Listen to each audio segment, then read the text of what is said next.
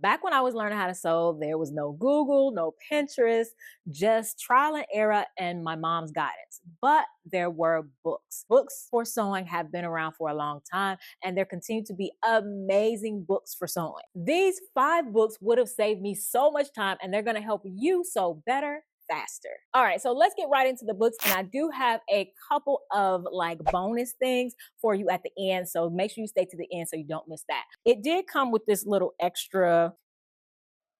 Oh my gosh. Oh my gosh.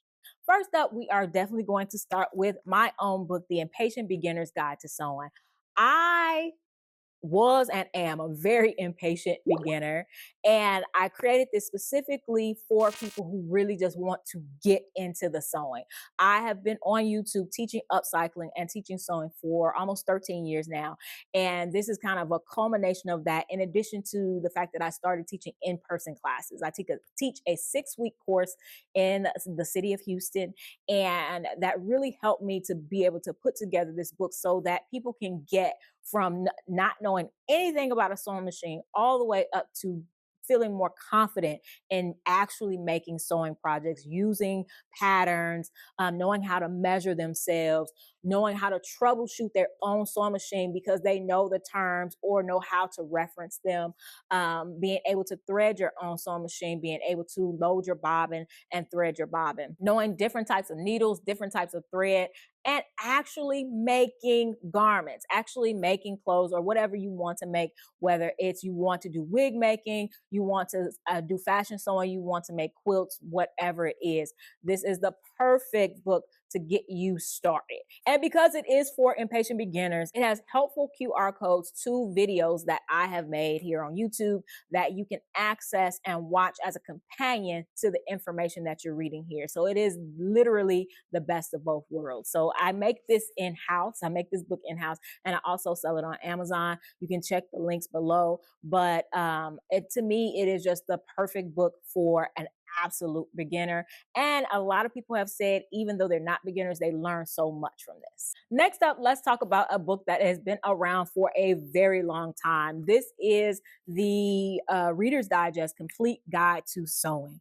I like this book because, well, for one thing, I remember it from when I was a kid. I talked about learning how to sew from my mom. My mom taught me, she started teaching me how to sew when I was 8. By the time I was 10, I was making and this is going to age me. I was making Cabbage Patch clothes for fairs and selling them. And so I was making my own money. I'll never forget the first weekend I made $100 at a fair. Kind of hooked me on entrepreneurship very early. And probably is why I am in the business I am in right now. But I absolutely kind of fell in love with it. Now, I have always been a rebel. I used to get in trouble by my mom a lot because I wanted to cut corners and different things like that. But I think that having helpful guides like this, it's always helpful to cut corners when you know the right thing to do first. And so that's what my mom was trying to teach me, like the right thing to do first. But I think books like this, because they just have so much in them, like it's a dictionary or an encyclopedia of sewing. So I've had so many people ask me about altering crotches on pants. This has basic alteration advice in here. You can learn the accessories of your sewing machine. There's so many sewing machines that come with all of these accessories, but half the time we don't even know what they're for. So you can find it in here. Like it says, it is the complete guide to sewing. And all the links for all of these books are definitely going to be in the description box below. All right, so next up, I have the Vogue Sewing book. I'm counting this as one book, even though I have 2 versions of it. It's the same book, it's just from different years. But these are OG books as well. They're vintage books, but you can still purchase them now. I did not have these growing up.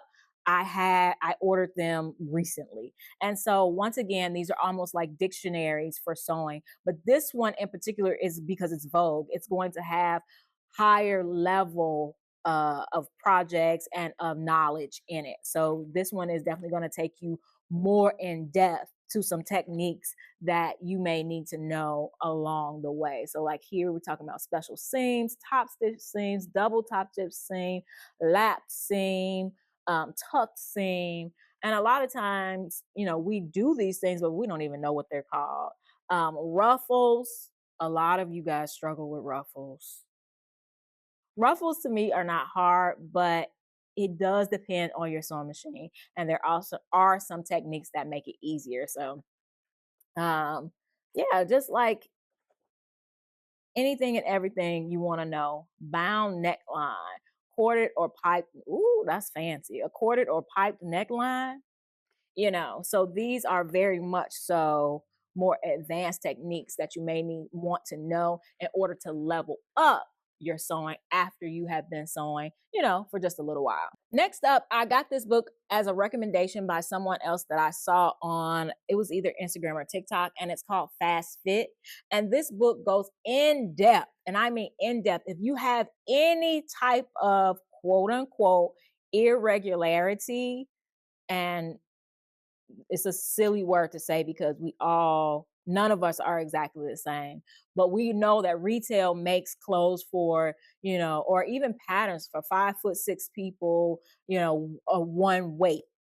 But this book goes into what you need to know for whatever is special about your body. So for instance, for me, I have super long limbs, long arms, long legs, and a short torso.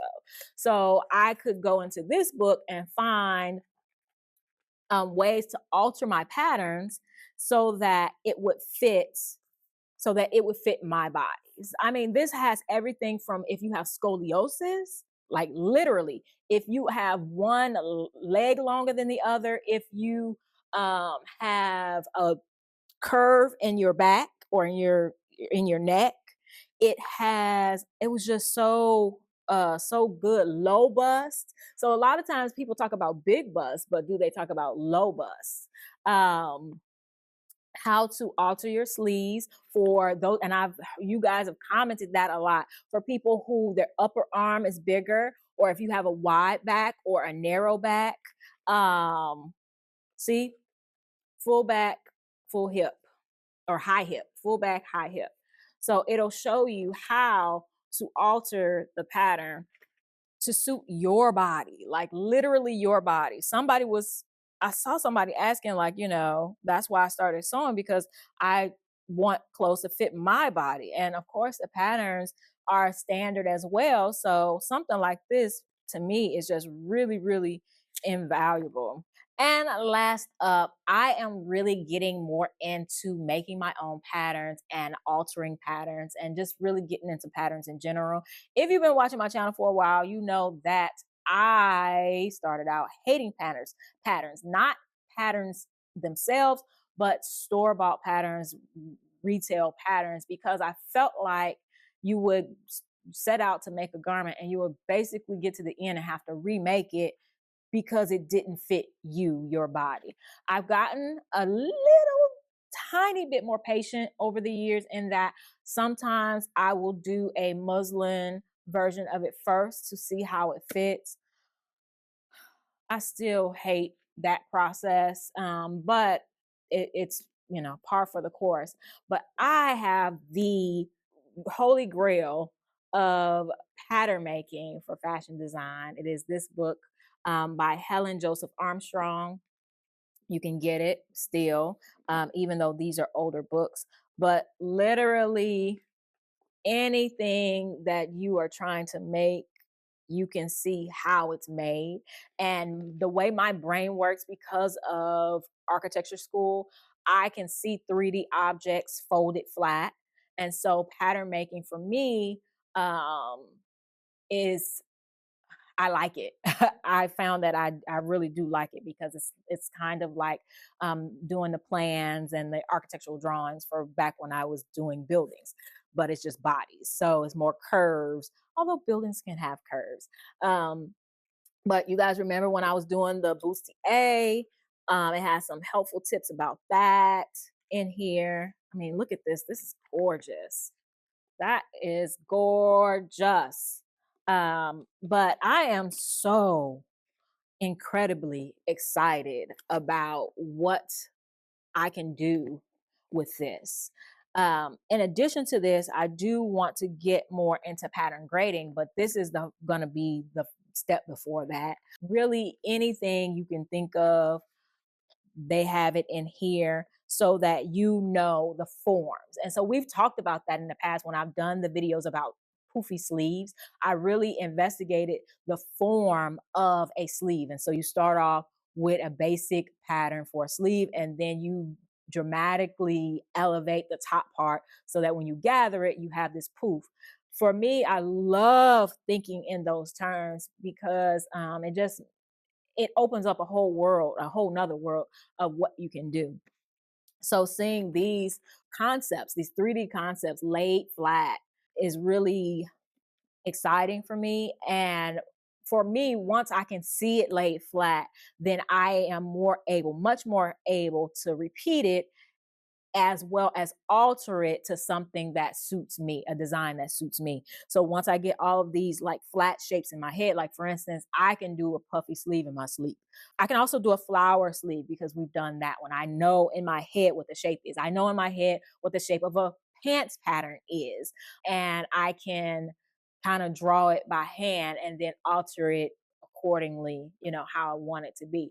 Once you know those basic shapes, then you can add on and really start experimenting in fashion. And that's what I really want to do.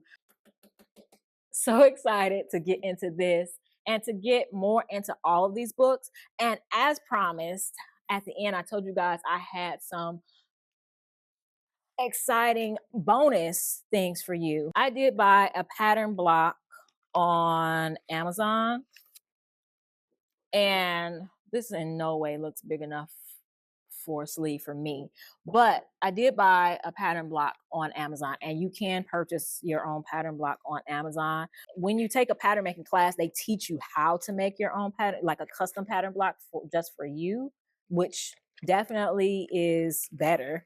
But you can purchase these little plastic pattern blocks on Amazon so that you have something to start off with, like a base to start off with, and then you can customize it according to your measurements.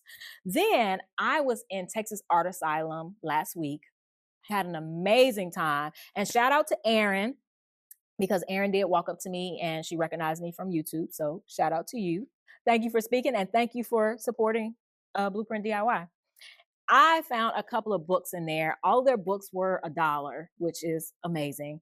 And so I found this reference and it's called Ready, Set, Surge.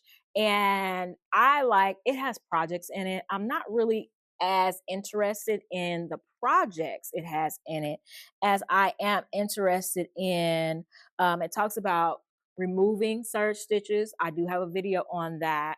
It also has some serger stitching basics that I like here. So no matter how long you've been sewing, you can find things that, help you get better. For instance, I have never used another foot on my serger other than the foot that it came with, but there's actually a gathering foot, a double fold bias binder foot for sergers. And I don't know nothing about that. I have never tried it. I use my serger to finish edges, and that's about it. So with this, hopefully I'll have enough courage to go ahead and try and do some more things with my serger. And the last one I got was a book about dream sewing spaces. Now, this is an OG book. It did come with this little extra. Somebody was making a belt. Is this part of it? Oh, what the heck? Oh my gosh. Oh my gosh.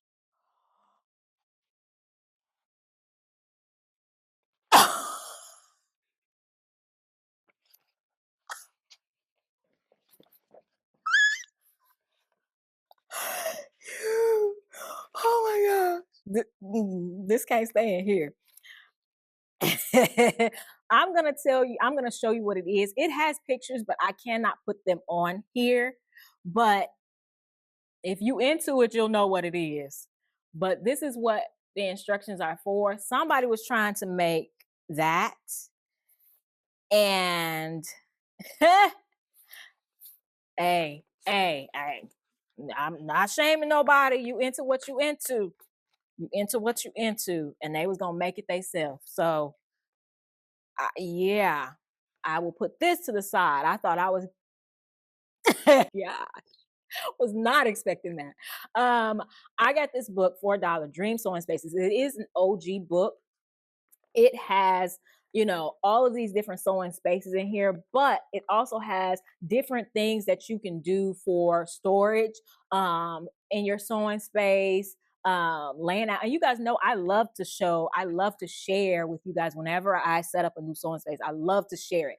And so it even has plans in here about sewing spaces. I am loving this little reference guide. And really, look, I want to show you in the beginning because I love this part. It says, find the sewing space. And if you sew, you know the answer. The answer is every space is a sewing space. Literally every space is a sewing space. Oh my gosh. Like every place in the house is a sewing space. And it shows you like how you can be sewing in every room of your house. In your living room. Well, are they sewing in the bathroom? What a bathroom at? They sewing in the laundry room. No, this house don't have no bathroom. When we sew, we don't go to the bathroom no way. So but literally every space is a sewing space. So I wish, like in the future, maybe one day I can come out with a new version of a book like this, where it has laid out plans for different sewing spaces and things like that. I would love to do that. I would love to do that. But for now, I'm just going to hold on to this. It's a great reference guide and something I probably just like to look at maybe during lunch or whatever. You'll find links to all of these books below, but if you're someone who learns better by doing and being guided through the process, I have something even better for you. My brand new Introduction to Sewing online class is officially open. It is the most perfect companion to any of these books, especially if you're ready to start sewing with guidance every step of the way. Whether you've never touched a sewing machine before or you're coming back after years away, this class is designed to get you sewing confidently without making you feel overwhelmed. So grab your copy of the Impatient Beginner's Guide, check out the class, and let me know which one of these books you're going to start with. And hey, don't forget to subscribe for more no-fuss, beginner-friendly sewing tips. All right, I'll see you in the next one. Bye!